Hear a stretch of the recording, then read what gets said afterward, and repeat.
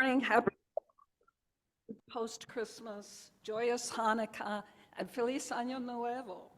We have lots of things to celebrate these days, and one of them is just being able to be together today, and I'm really happy to see you here. My name's Noreen Kukkonen, and I am honored to be your worship associate this morning.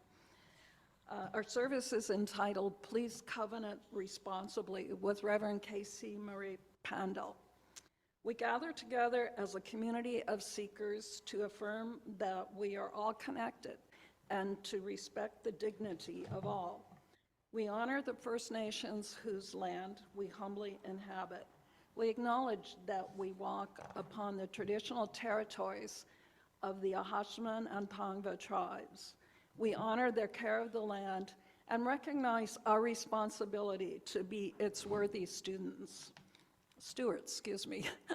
must be thinking of school. This congregation is open to all who are in accordance with our principles, mission, and vision.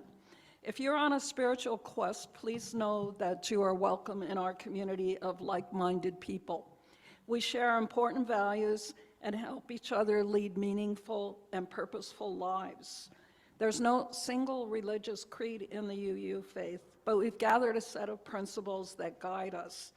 These principles are on our screen, and they're also featured on the back of the order of service today that you may have picked up at the front door. These principles guide us to become more advanced, I would say, on our spiritual path. We agree to these principles, and they are the important part of our relationship here at UUFLB. We're a welcoming congregation. Whatever has brought you here this morning, we're most happy to see you. Welcome. I noticed a little toe tapping earlier as we listened to our gathering music. Seriously, wouldn't everyone want a friend like Bruno Mars with his offer of unconditional support in the lyrics of Count on Me? Lucky for us, we're Unitarian Universalists, and our faith promotes just that in its practice of covenanting. As a UU newbie a few years back, I didn't know what it meant when a lovely woman, Helen Schofield, who's no longer with us, asked me to join her covenant group. Covenant? Now I understand that when we say we covenant to affirm and promote our 8 principles, we're making a promise to one another that we will uphold our shared values as we travel together on a spiritual path. These promises around common values and our interdependent relationship are a big part of what makes us a Unitarian Universalist. Our guest minister today, Reverend K.C. Marie Pandell, will speak about how we can gain the fullest from this UU cornerstone. As Unitarian Universalists, we have 8 principles to guide us. Several of these are at work with our service this morning, but I think most importantly is number 3. In this principle, we state our ongoing commitment to acceptance of one another and encouragement to spiritual growth in our congregation. The practice of covenanting works to fulfill this goal. At a time when the challenges we face as individuals, as a nation, and in the larger world have the potential to sap our strength, what we learn and discuss at UUFLB can help make us better equipped to face our challenges with courage and hope. Our upcoming services hopefully will be posted soon. Maybe not. I don't have them memorized, so you'll have to use your imagination, but they're online, and I'm not sure if anyone knows what next week's service is.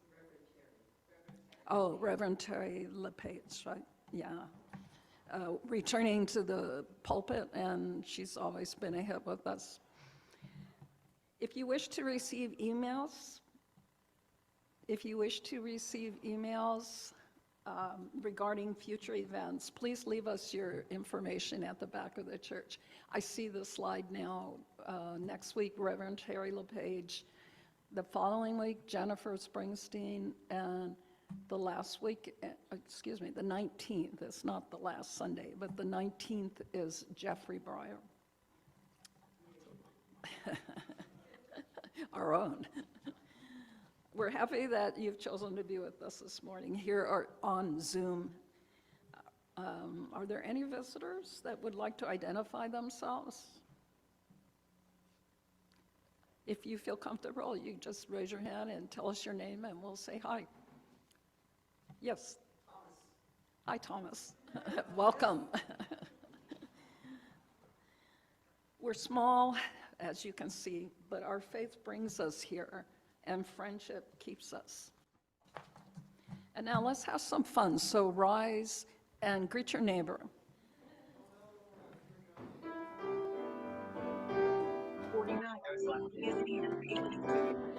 Good morning, Carolyn.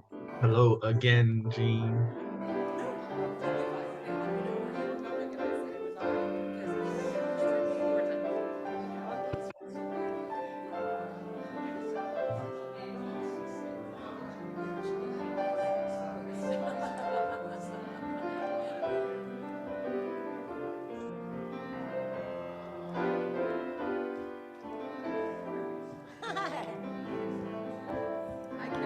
You sound beautiful. Oh, thanks, Sue. Glad you're here. Dawn, can you hear me? Now I can. Yeah, I got you. Okay. Would you try to find out how I can turn my, my picture so that it's right? Are you on a phone or a tablet? No, I'm on my computer and I cannot turn my picture the right way. I was walking dogs instead. Let's see.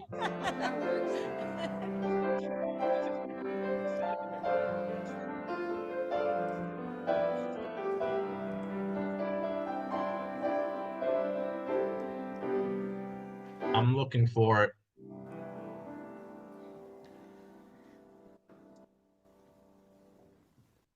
Before we light the chalice that begins our service, there are people to be thanked. That includes all of you who contributed to the collection of linens and toiletries for the alternate sleeping location. It was a nice haul for them, so I know that it was greatly appreciated. It was awesome and couldn't have been carried out without Paul Bogdan's frequent ferrying out to the Canyon facility. His help also with Pam and Dara putting together a problematic Christmas tree with broken lights. Yay! We did it. Made sure the Christmas tree was up and decorated so that the collection of toiletries would be well noticed. You did a great job. Thank you, and thanks to all the UUFLB team that makes sure we have meaningful communications each service, each week, that the technology needs are met. We have beautiful music, candles lit, coffee in the pot, a non-leaking roof overhead, and so much more. Good job, people. I've asked Rachel to please light the chalice this morning. Each Sunday, anywhere there is a service held in a Unitarian Universalist congregation, a chalice is lit. The flaming chalice is a symbol of our faith. If you've joined us this morning by Zoom, I invite you to light a chalice within your home as we light the chalice here at UUFLB. Thank you, Rachel. Words for the chalice lighting were written by Christine Robinson. We gather this hour as people of faith, with joys and sorrows, gifts and needs. We light this beacon of hope, sign of our quest for truth and meaning, in celebration of the life we share together. Our chalice is the only symbol we have in the UU faith. We kindle the lamp of our heritage by lighting our chalice this morning. Reverend Casey. Good morning, everyone.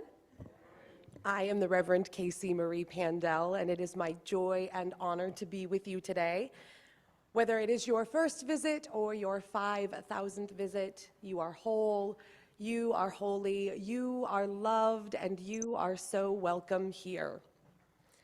I am a 35-year-old, 5'4" woman with dyed blackish, greenish something hair, wearing a long-sleeve black jumpsuit and a blue suede stole with yellow tassels and trimming that belongs to the Reverend Dr. Karen Stoyanov, who lent it to me 2 years ago, and somehow it never made it back to her. So thanks for letting me borrow it, Karen. Our call to worship today are words from Michael W. Hennon. We covenant with one another and do bind ourselves together in the presence of this religious community, to express our deepest and most cherished convictions as they are borne by each person to find a common vision for a better world, to seek the life of the Spirit as it is known by each person, choosing with reverence its name, and to walk together in the way of truth and love as it is shown to us and to all people in word and in deed. Welcome to worship.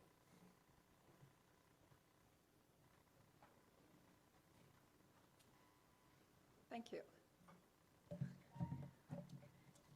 Our centering thought will appear on the screen. The basis of covenant to strengthen our supportive relationships and lead us to greater spiritual growth led me to the centering thought this morning from Reverend Dr. Sarah Lindsay. Oh my goodness, it's small. Let me read it for you. We are not alone, though sometimes we forget that truth. We are woven into one cloth, one gorgeous blanket, designed for use, for comfort, to sustain, and to love. Our opening hymn this morning is number 317 in our gray hymnal. The words will appear on the screen. It's "We Are Not Our Own." Please join with our talented and amazing music director, Carol Cole, in singing this beautiful hymn. Thank you, Noreen. Well, I'm going to play this through for you because I don't believe we have sung it before. So here we go. And then I'll lead you in song.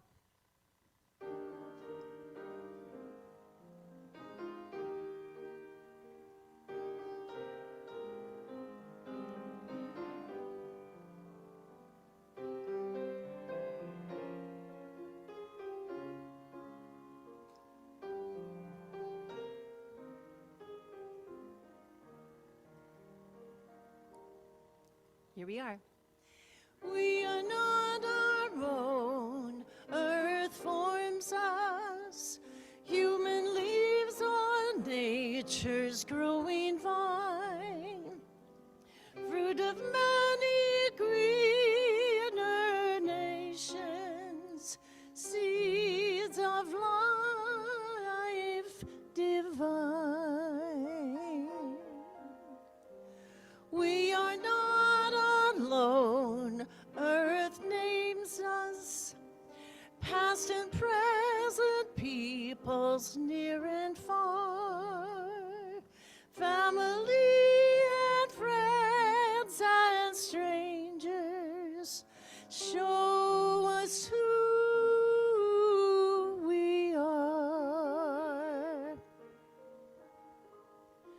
Therefore let us make thanksgiving, and with justice willing aware, give to earth and all things living liturgies of care. Let us be a house of welcome, living stone upholding living stone, gladly showing all our neighbors we are not our own.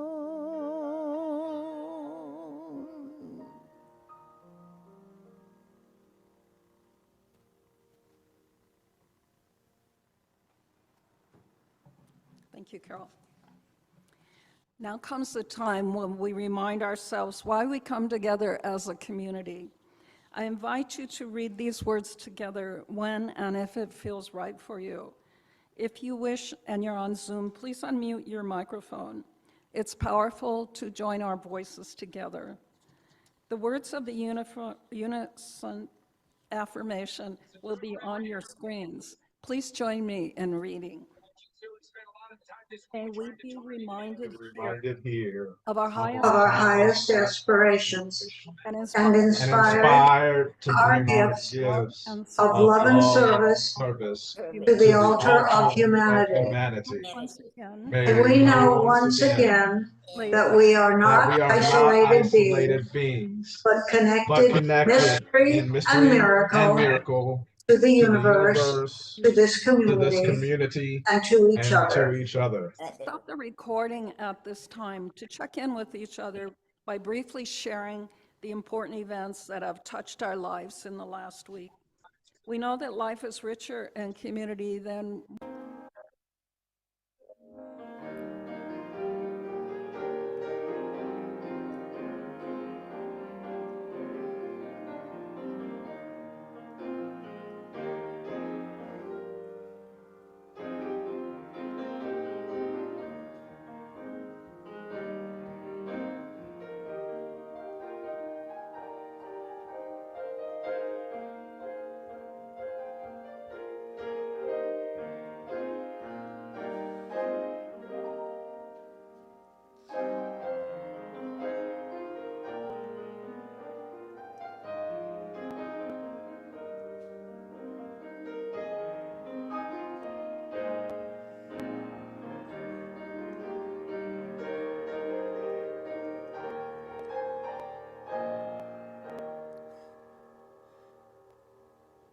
Thank you, Carol, and everyone. Please rise if you are able to sing to each other our words of sincere gratitude. From you I receive, to you I give. Together we share, and from this we live.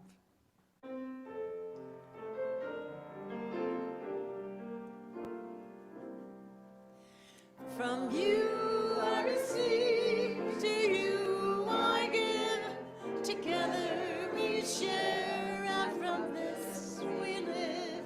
From you I receive, to you I give. Together we share, and from this we live.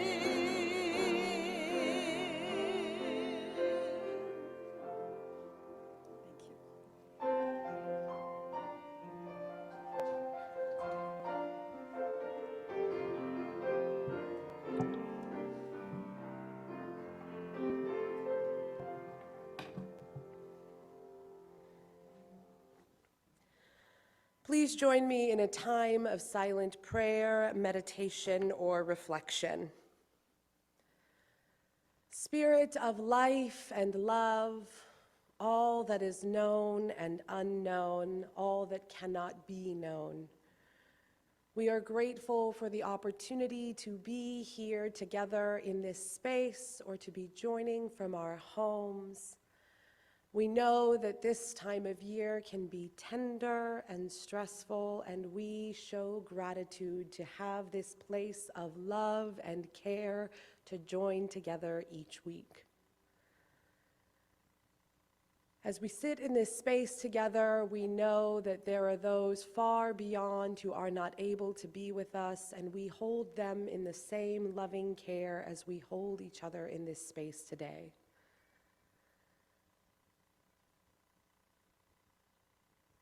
As we join together in this place, we know that sometimes we bring our tender hurts as well as our celebrations, and we know that there is room for it all. When we come together in this space, in this hall, from our homes, we know that we are held in a beloved community that transcends the space. May we always be held in loving kindness together.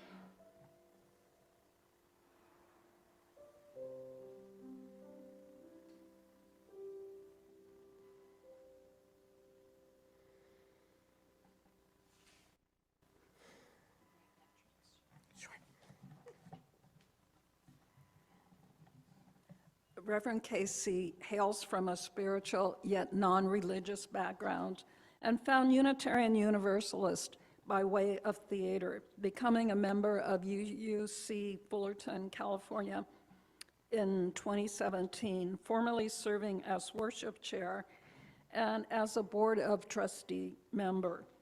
A lifelong actor, she has her bachelor's degree in theater from Chapman University and holds a Master of Divinity from Meadville-Lombard Theological School. Reverend Casey has previously served as a contract minister at the UUC Anaheim, California, as well as intern minister at Tapestry UU and summer preacher at Orange Coast UU. Reverend Casey is passionate about social work, whether in the Summit Sanctuary or in the public square with the community. With sights set on a long career in parish ministry, she has a special place in her heart for death care ministry and weddings, and hopes to expand the title to Reverend Doctor in the not-too-distant future. Full-time dog mom to Zeus and Vulcan, and sometimes housemates to dogs Lilith, Artemis, and Apollo, and cat Persephone. She enjoys reading, writing, singing in the car, Marvel movies, cozy British mysteries, and daydreaming about traveling the world. Maybe one day she'll get around to writing that vampire novel. Welcome, Reverend Casey.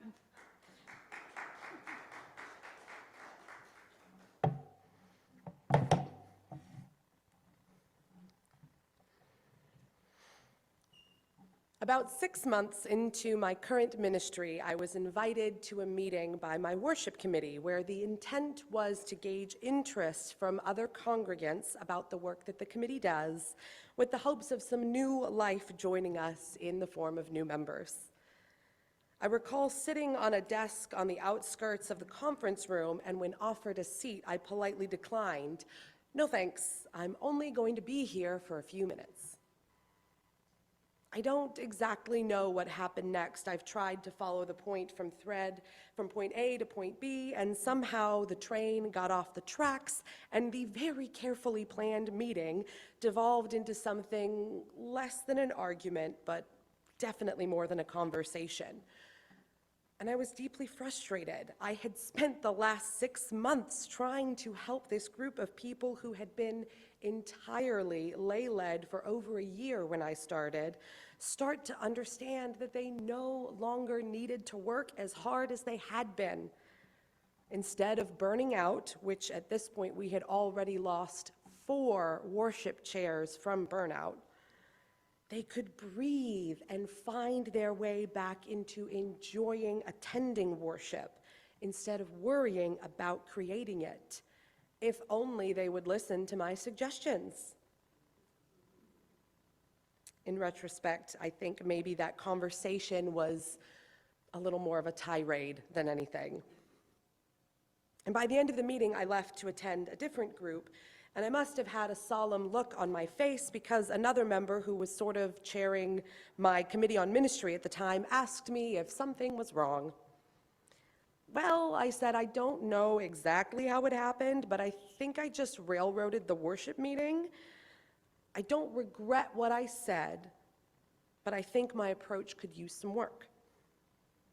And that turned out to be the case, though in a much different way than I imagined, when a few days later I sat in a meeting with a few of those same folks from my worship team, hearing that they often felt unheard and undervalued, among many other things. And this wasn't just from this Sunday, one of them told me. This has been a problem since you started. I was stunned. I tell them that I would like to meet with them regularly, and I do. I speak openly and often about my desire for people to bring whatever they are carrying to me. My office hours and my Calendly are widely posted and shared. I routinely ask for thoughts and opinions and collaboration. What do they mean this was a problem from the word go? No one at that point had said a word. I had thought everything was going just fine. Add to that, although I was told this week that this is not how they remember it, add to that, each person expressed to me in some way feeling that I had hurt them. It was a lot to take in, particularly when I had initially thought that the issue had hearkened to just that one meeting. And I chewed on their words for a long time before responding. See, taking accountability for mistakes and missteps is a well-practiced skill of mine. Nearly 2 decades in customer service ensures that. See, being able to say, I hear you, I hear your frustrations, and I am sorry I caused them is difficult, yes, but it is a process that I am used to. But it was the hurt. It was taking stock of the harm that even the best of my intentions had caused that was not just difficult, but something I found painful. I was embarrassed that my actions had made people feel unimportant, and even more embarrassed when I cried right there in front of them in that room. I thanked them for their time, their vulnerability, their honesty, and I thanked them for the opportunity to work to do better in the future. And as I've been sitting with this situation, I keep going back to Danya Rutenberg's Repentance and Repair, which was last year's UU Common Read. Mulling on the Jewish process of repentance, the notion of impact outweighing intent, and the journey in returning to covenant. See, repairing relationships is not something that one meeting of accountability or apology can fix, nor do I want it to be. Genuine repair takes practice, showing those that we have harmed that they are respected and valued enough to do the work to create change. Empty words are not sufficient, and it can be a painful process to be so deeply reflective and to seek the places in us that demand to be changed if we are to see and experience each other in their wholeness. It sure isn't for the faint of heart, and we really need to want to be in this kind of community together. And one has to be committed to being comfortable with being uncomfortable to even consider engaging in the process. Holding up a mirror to ourselves can be daunting, but such work requires us to not look away. It begs us to look at ourselves wholly, deeply, and to see ourselves for everything that we are, the parts that we love and perhaps the parts that we don't. Trying to see ourselves through the eyes of the ones that we have caused injury to takes a measure of courage that does not often come naturally. One really has to dig deep in order to meaningfully work to repair fractured relationships, and we must be prepared for the possibility that despite our best efforts, we may never find purchase in that relationship again. Now, on the off chance that there's anyone in the room or at home today who is unfamiliar with the Unitarian Universalist faith of this community, you might be wondering why I'm leaning into the idea of covenant. And maybe if you're a Unitarian Universalist long-term, you just need a refresher.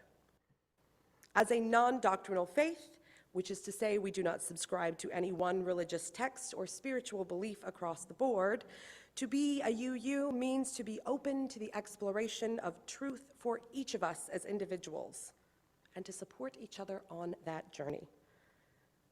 The idea of covenant is the active choice to be in relationship together, not because we are told we must be, but because we choose to be. Our history of covenanting in this faith dates back to the 1648 Cambridge Platform. It is foundational to this faith tradition. It is an integral piece of our spirituality as Unitarian Universalists. Some of the beauty in this covenanting goes beyond the interpersonal workings of individual covenant. As noted by Rutenberg, such processes can be applied by governments and systems, and should be if humanity is to atone for the sins of the past, or even the sins of the present, in order to nurture more holistic growth for a better future. There have been quite a few conversations within the congregation I currently serve where the majority white members have organically begun to grapple with the implications of white supremacy culture, as they had looked towards the next election with no small inkling of fear and plenty of befuddlement.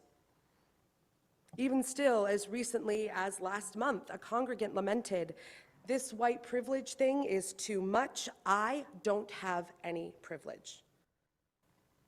While the ensuing conversation between her, myself, and a lay leader was at times deeply uncomfortable, it was heartening to see a little spark in her as we discussed proximity to power and when that proximity can be used for the betterment of humanity, when people are no longer silenced and denied. "This is how we do the work of repair," my lay leader said.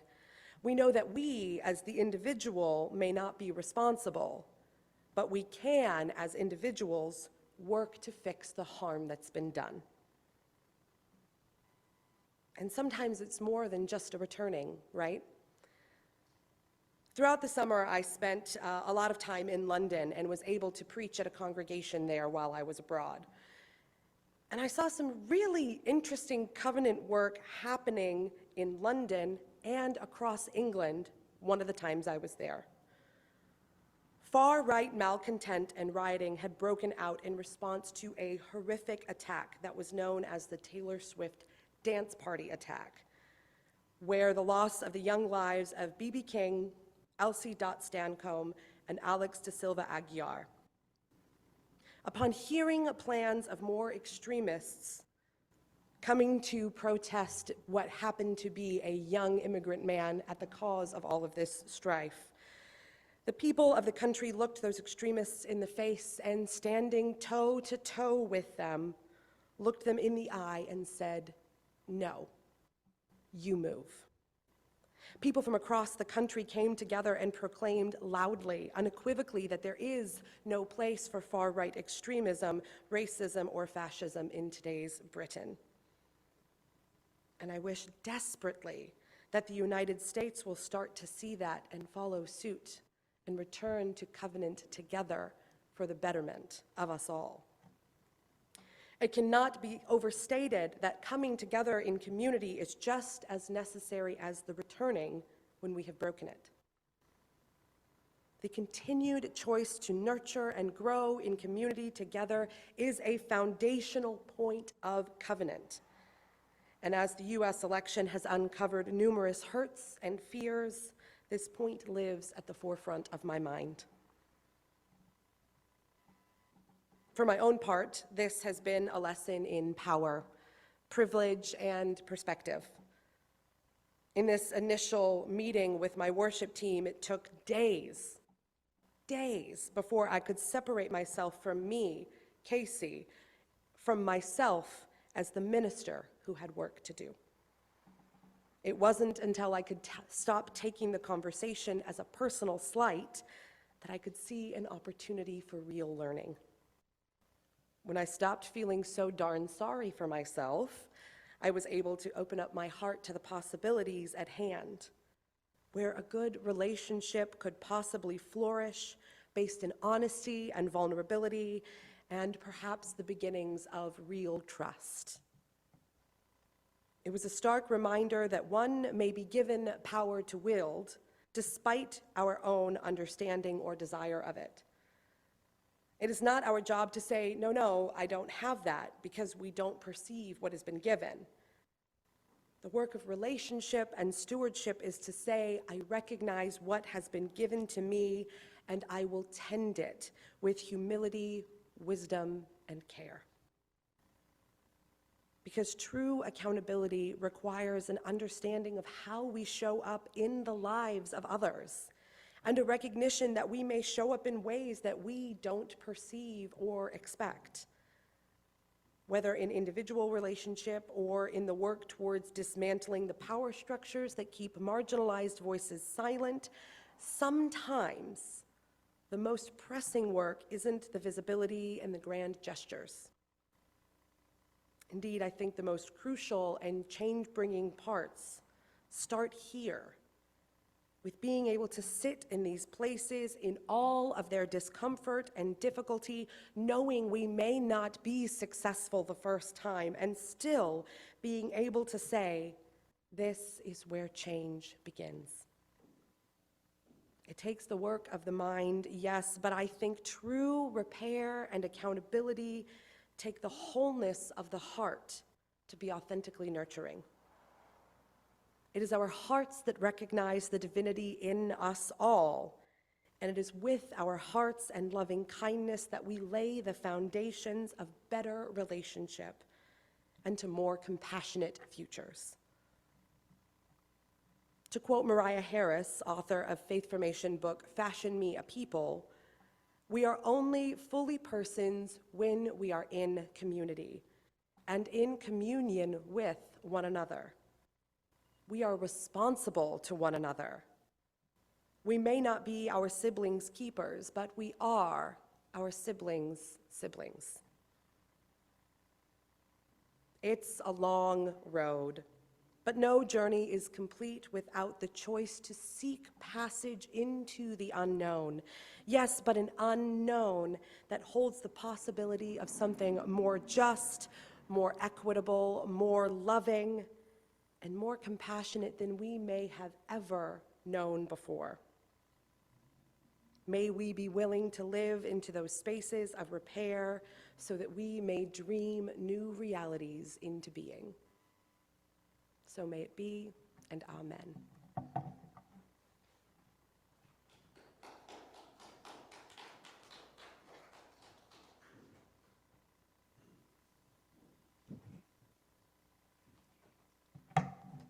Thank you, Reverend Casey. Very, very meaningful to us. Our closing hymn today is Blue Boat Home. I trust we'll know the lyrics better. They should be on your screen. So if you choose to rise, let's sing together.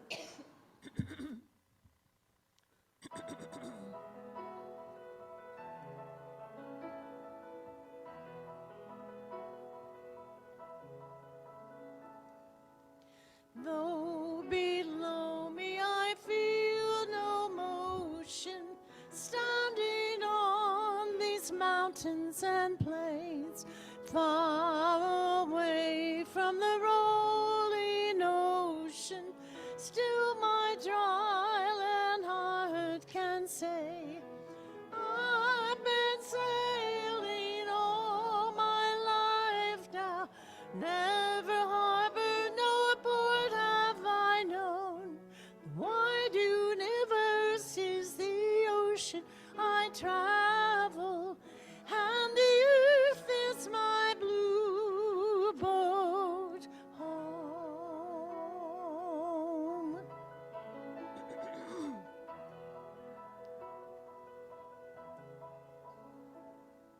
Sun, my sail, and moon, my rudder, as I ply the starry sea, leading over the edge in wonder, casting questions into the deep, drifting here with my ship's companion, all we kindred pilgrim souls, making our way by the lights of the heavens.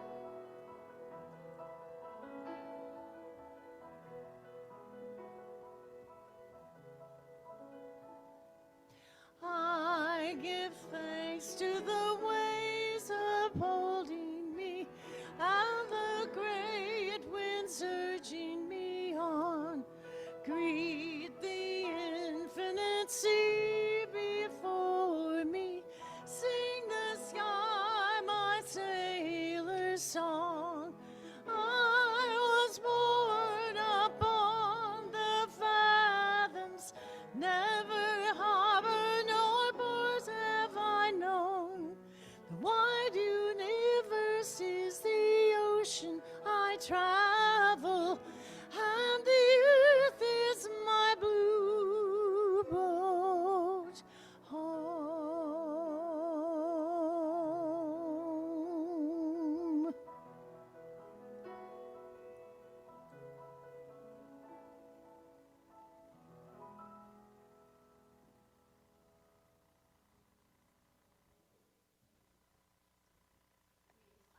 The chalice,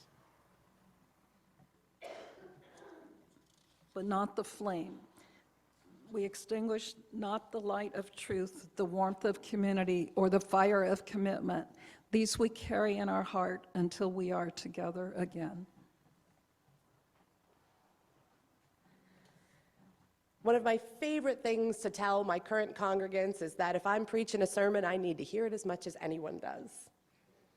I know the work of covenant is hard. I know when we know that we have to do the work of covenant, it is hard. Sometimes it can feel like a blemish on our soul that takes time to heal, but it is so worth it to do this work together. We as Unitarian Universalists believe in the divinity of each other and us all. And I think not just in these communities that we come to together for support, but when we go out into the world and have to repair covenant with people that maybe aren't in our community as well. This work is so deeply spiritual and so deeply important. So please, as you go out and do this work together, do so with grace for yourselves in your heart, and always, always remain sacredly curious. Amen, shalom, salam, ashe, namaste, and blessed be. Go now in peace. May the light within you be a blessing to the world.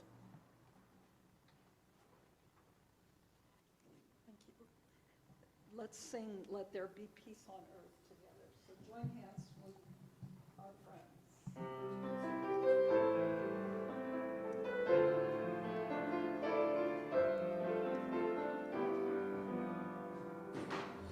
Let there be peace on earth, and let it begin with me.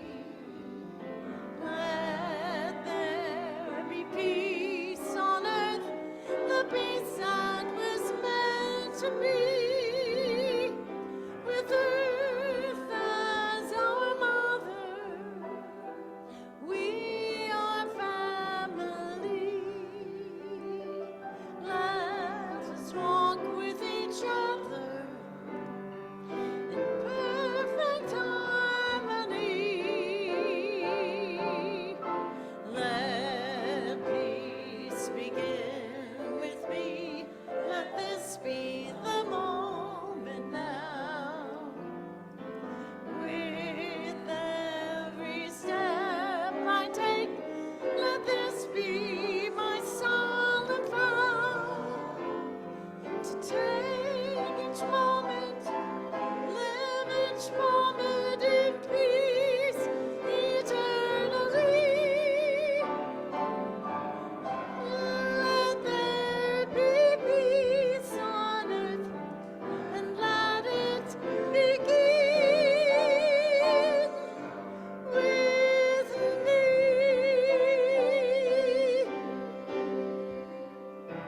Have a lovely day and Happy New Year.